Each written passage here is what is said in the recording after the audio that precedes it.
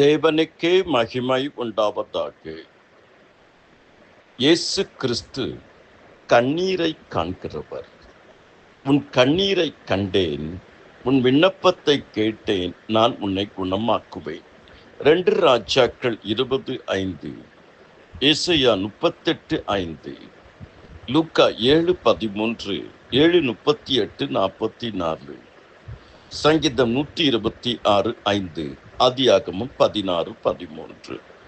இயேசு கண்ணீரை துடைக்கிறவர்.